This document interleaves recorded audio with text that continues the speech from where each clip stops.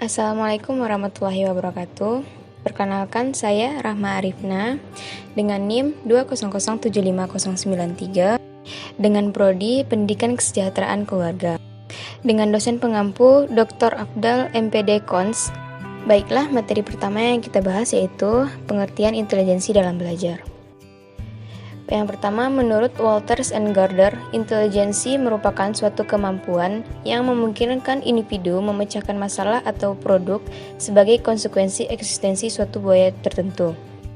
Sedangkan menurut Gunarsa, intelijensi merupakan suatu kumpulan seseorang untuk memperoleh ilmu pengetahuan dan mengamalkannya dalam hubungan dengan lingkungan dan masalah-masalah yang timbul. Selanjutnya kita akan membahas mengenai klasifikasi IQ.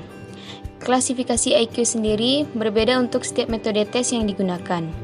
Menurut Stanford Binet, mengklasifikasikan nilai IQ normal yaitu berkisar di antara 85 sampai 115. Sedangkan menurut Lewis Terman, mengklasifikasikan nilai IQ normal yaitu pada kisaran 90 sampai 109. Dan menurut Wechsler, mengklasifikasikan IQ normal yaitu pada angka 100 dengan nilai toleransi 15, berarti 85 sampai 115. Dari tiga metode tersebut dapat disimpulkan bahwa klasifikasi IQ yaitu IQ dengan 70 sampai 79 tingkat IQ rendah atau keterbelakangan mental. Sedangkan 80 sampai 90 yaitu tingkat IQ rendah yang masih dalam kategori normal atau dual normal. Sedangkan 91 sampai 110 tingkat IQ normal atau rata-rata. Dan 111 sampai 120 bisa dikategorikan dengan tingkat IQ tinggi dalam kategori normal atau bright normal. Dan 120 sampai 130 dapat dikategorikan tingkat IQ superior. Dan dengan IQ 131 atau lebih bisa dikategorikan sebagai tingkat IQ sangat superior atau jenius. Selanjutnya kita akan membahas mengenai faktor-faktor yang mempengaruhi intelijensi. Yang pertama yaitu faktor bawaan atau keturunan. Berdasarkan beberapa hasil penelitian, membuktikan bahwa intelijensi berasal dari faktor bawaan atau herediter. Penelitian membuktikan bahwa korelasi tes IQ dari satu keluarga berkisar 0,50 dan di antara anak kembar dihasilkan korelasi tes IQ yang sangat tinggi, yaitu mencapai 0,90. Dan yang kedua yaitu faktor lingkungan. Lingkungan dapat memberikan perubahan-perubahan yang berarti pada kapasitas intelijensi seseorang. Menurut Azwar tahun 2011, proses lingkungan yang juga berpengaruh terhadap intelijensi adalah proses belajar. Proses belajar menyebabkan perbedaan perilaku individu satu dengan individu yang lainnya. Apa yang dipelajari dan diajarkan pada seseorang akan menentukan apa dan bagaimana reaksi individu terhadap stimulus yang dihadapinya.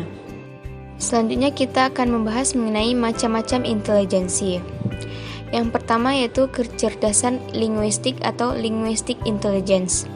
Adalah kemampuan untuk berpikir dalam bentuk kata-kata dan menggunakan bahasa untuk mengekspresikan dan menghargai makna yang kompleks, yang meliputi kemampuan membaca, mendengar, menulis, dan berbicara. Yang kedua yaitu intelijensi musik atau musical intelligence. Intelijen musik adalah kecerdasan seseorang yang berhubungan dengan sensitivitas pada pola titik nada, melodi, ritme, dan nada. Musik adalah bahasa pendengaran yang menggunakan tiga komponen dasar, yaitu intonasi suara, irama, dan warna nada yang memakai sistem simbol yang unik. Yang ketiga yaitu intelijensi logis matematis atau logical matematik. Adalah kemampuan dalam menghitung, mengukur, dan mempertimbangkan proporsi dan hipotesis, serta menyelesaikan operasi-operasi matematika. Yang keempat yaitu intelijensi visual spasial. Intelijensi visual spasial merupakan kemampuan yang memungkinkan memvisualisasikan informasi dan mensintesis data-data dan konsep-konsep ke dalam metafor visual. Sedangkan yang kelima yaitu intelijensi interpersonal. Intelijensi interpersonal adalah kemampuan untuk memahami dan berkomunikasi dengan orang lain dilihat dari perbedaan, temperamen, motivasi, dan kemampuannya. Yang keenam yaitu intelijensi intrapersonal. Adalah kemampuan seseorang untuk memahami diri sendiri dari keinginan, tujuan, dan sistem emosional yang muncul secara nyata pada pekerjaannya. Yang ketujuh yaitu intelijensi naturalis. adalah kemampuan untuk mengenal flora dan fauna, melakukan pemilahan-pemilahan utuh dalam dunia kealaman, dan menggunakan kemampuan ini secara produktif. Misalnya, untuk berburu, bertani, atau melakukan penelitian biologi. Yang kedelapan yaitu intelijensi emosional. Intelijensi emosional berkaitan dengan sikap, motivasi, kegigihan, dan harga diri yang akan berpengaruh pada keberhasilan dan kegagalan siswa. Dan yang terakhir yaitu intelijensi spiritual, adalah kemampuan yang berhubungan dengan pengakuan adanya Tuhan sebagai pencipta alam beserta isi-isinya. Selanjutnya kita akan membahas mengenai faktor-faktor intelijensi. Yang pertama yaitu faktor lingkungan sosial. Faktor ini juga termasuk mempengaruhi intelijensi seseorang, di mana hal ini juga berkaitan dengan psikologi sosial yang dimiliki oleh seseorang. Contohnya, seorang anak yang dibesarkan dalam kehidupan sosial yang baik dan tidak akan mempengaruhi dirinya menjadi orang lain, maka intelijensi yang dimilikinya tersebut juga bisa tergantung dari apa yang didapatkannya. Yang kedua yaitu faktor lingkungan. Hal ini juga berkaitan dengan psikologi seseorang, di mana ciri-ciri tersebut memang sudah ada sejak ketika dia dilahirkan. Psikologi lingkungan akan sangat berpengaruh dalam hal ini. Dengan adanya lingkungan, bisa sangat mempengaruhi perubahan-perubahan yang ada pada diri seseorang. Hal ini juga berarti bahwa intelijensi bisa terlepas dari adanya otak dan juga dipengaruhi pemberian gizi seseorang. Yang ketiga yaitu faktor usia. Usia merupakan salah satu faktor yang sangat mempengaruhi intelijensi seseorang. Dengan usia yang cukup matang, biasanya tingkat intelijensi seseorang akan berbeda dengan anak yang belum memiliki intelijensi yang cukup matang. Sehingga keterkaitan umur dan usia bisa dikatakan cukup memiliki pengaruh yang sangat penting dan juga berkaitan erat. Yang keempat yaitu faktor kebebasan. Faktor ini juga berkaitan erat dengan adanya sebuah kebebasan yang dimiliki.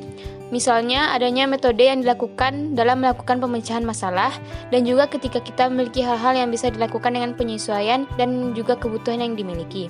Adanya sebuah kebebasan ini juga merupakan tujuan dari pertimbangan adanya intelijensi seseorang. Yang kelima yaitu faktor kematangan seseorang. Perkembangan dan juga pertumbuhan organ tubuh manusia pastilah akan terus berkembang, sehingga hal ini juga bisa berkaitan dengan pencapaian seseorang untuk bisa menyanggupi dan juga menjalankan fungsinya masing-masing. Jika seorang anak bisa dengan mudah memecahkan sebuah persoalan tertentu, maka organ tubuhnya sudah matang dan sehingga hal ini akan berkaitan erat juga. Yang keenam itu stabilitas intelijensi dan IQ. Yang kita ketahui bahwa intelijensi ini memiliki perbedaan dengan yang namanya IQ. Karena kedua konsep tersebut juga berkaitan dengan cara seseorang atau kemampuan seseorang individu. Sedangkan IQ merupakan hasil dari adanya tes intelijensi yang telah dilakukan, sehingga tergantung dari adanya perkembangan organik otak yang dimiliki. Yang ketujuh yaitu faktor diri sendiri. Salah satu faktor lainnya yang bisa berkaitan erat adalah diri sendiri, di mana seseorang memiliki intelijensi cukup tinggi bisa jadi hal yang menjadi latar belakangnya terbentuk adanya kemampuan dari dirinya sendiri. Misalnya seseorang tersebut memiliki kemampuan dan juga rajin sehingga intelijensi yang dimilikinya sangatlah tinggi. Terakhir yaitu faktor pembawaan. Yang dimaksud di sini adalah sebuah sifat yang memang dibawanya sejak lahir. Misalnya seorang anak yang bisa memecahkan persoalan akan dipengaruhi juga dengan pembawaan dirinya sendiri. Pelatihan yang dilakukan sama, namun cara seseorang dalam memutuskan masalah akan bisa dilihat dari perbedaannya. Selanjutnya kita akan membahas yaitu konsep multiple intelligence atau kemajemukan intelijensi. Apa itu kemajemukan intelijensi? Kecerdasan majemuk adalah kemampuan memecahkan masalah dan menciptakan produk yang bernilai budaya, atau anak yang bisa menghasilkan sesuatu dan bisa dinikmati dalam kehidupan manusia. Secara umum, kecerdasan ini diartikan sebagai kemampuan seseorang dalam berpikir, bertindak, dan berperilaku sesuai dengan apa yang dihadapi. Pembahasan yang terakhir yaitu jenis-jenis kecerdasan majemuk. Yang pertama, kecerdasan linguistik adalah kemampuan menggunakan kata-kata secara efektif, baik untuk mempengaruhi ataupun memanipulasi. Dalam kehidupan sehari-hari, kecerdasan linguistik bermanfaat untuk berbicara, mendengarkan, membaca, dan menulis. Yang kedua yaitu kecerdasan logis matematis, yaitu melibatkan keterampilan mengolah angka atau kemahiran menggunakan logika atau akal sehat. Dalam kehidupan sehari-hari bermanfaat untuk menganalisa laporan keuangan, memahami perhitungan utang nasional, atau mencerna laporan sebuah penelitian. Yang ketiga yaitu kecerdasan visual dan spasial, yaitu melibatkan kemampuan seseorang untuk memvisualisasikan gambar di dalam kepala atau menciptakannya dalam bentuk 2 atau 3 dimensi. Kecerdasan ini sangat dibutuhkan dalam berbagai aspek kehidupan, seperti saat menghias rumah atau merancang taman, menggambar atau melukis, menikmati karya seni. Yang keempat yaitu kecerdasan musik, yaitu melibatkan kemampuan menyanyikan lagu, mengingat melodi musik, mempunyai kepekaan akan irama, atau sekedar menikmati musik. Manfaat dari kecerdasan ini dapat dirasakan dalam banyak hal dalam kehidupan sehari-hari. Misalnya saat bernyanyi, memainkan alat musik, menikmati musik di TV atau radio.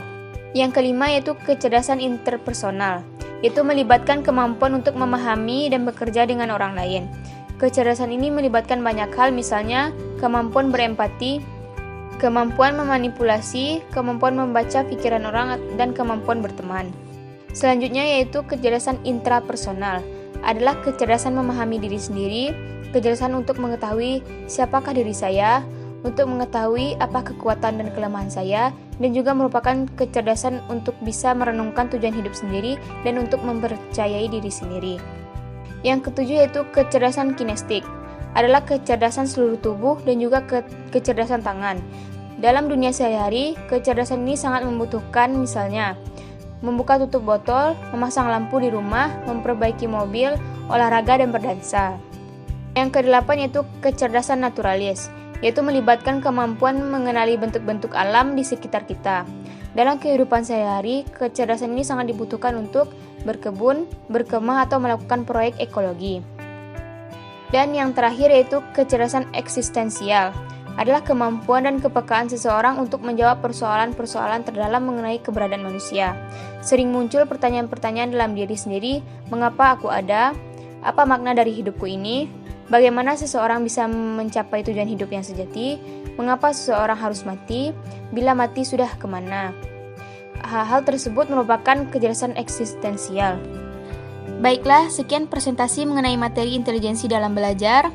Semoga presentasi yang saya paparkan tadi bermanfaat untuk kita semua. Mohon maaf jika ada kekurangan atau kesalahan dalam presentasi saya ini. Sekian, terima kasih. Assalamualaikum warahmatullahi wabarakatuh.